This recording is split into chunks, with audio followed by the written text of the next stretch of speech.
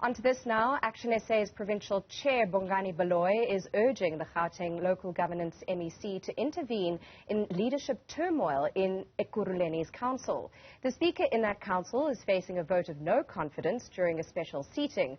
Baloyi joins us now to tell us why there is a need to involve the provincial government. Mr. Baloyi, thank you for your time this afternoon.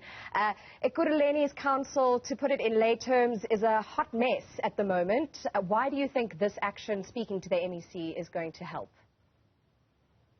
Look, thank you so much. I think you're being very kind by describing it as a hot mess. It's an unmitigated disaster where you have a speaker who's a delinquent who's failing to preside over council, and therefore important items such as the adjustment budget cannot be heard or tabled in council and decisions taken. And these are things that are material because they affect service delivery directly. And we believe that this turmoil, the MEC must have an interest in this turmoil to intervene immediately and swiftly to ensure that the council meeting can be called in terms of council rules, and to ensure that someone can preside over the council so critical items can be heard, and that a vote of no confidence against this delinquent speaker can be heard, because this is a subversion of democratic processes, really. And what is going to happen to the speaker is inevitable. And he seemingly is trying to use some Stalingrad methods to preserve his stay in the seat. So Raymond Dlamini, that speaker from the DA, is sort of with his neck on the chopping block. In your statement, excuse me, you say, as a constructive opposition in the city of Ekurhuleni, ActionSA does not seek to destabilize the DA-led coalition. Have you engaged with him directly before seeking to now talk to the MEC? Look, there's no need to engage a speaker directly when his rulings and him continuously adjourning council as a consequence of his bogus rulings is the reason we find ourselves in.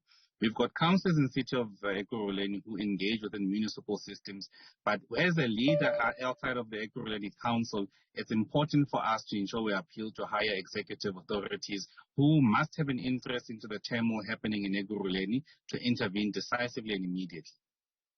The backing of other parties in the council for this measure, and when are you hoping to get a reply? I believe the MEC, Mzi is the person you're hoping to hear from. Correct. We have independently written to Mzi. We don't have the backing of any other parties, so we expect him to intervene and respond as quickly as possible. And have you had any indications as to when you might get a response or even proof of receipt? None yet, but I'm confident that we should be receiving at least a confirmation when our letter has been dispatched, I think, in the next hour or so. So, as a constructive opposition, your words, not mine, in your statement, what's your hope for the council of the city of Ekurhuleni and its ability to actually serve its people and provide adequate services and work through things like passing budgets, considering the state it's in now? There must be stability immediately. Without stability, you cannot function as a council, as a municipality. And unfortunately, the instability has spread into the administration, creating confusion. And as a consequence of a leadership that is incapable of dealing with and managing such an institution, unfortunately, you see, my sister, the coalitions, what it has done in the country, that it has lowered the bar of leadership. It has made possible for people who should not have any business in managing institutions now finding themselves running these institutions. And the consequence thereof is that the ratepayers and the residents are the ones who are bearing the brunt of this because of services deteriorating. So we are going to hold them to account. We're not part of a coalition, and we will expose with vigor DA mess and staff-ups in government as we will if it's any other government. For us, we won't chop and change on depending on who it is. But if the DA is completely causing havoc in Ekurhuleni and the services are deteriorating, it's our responsibility and obligation to raise it sharply as a constructive opposition party.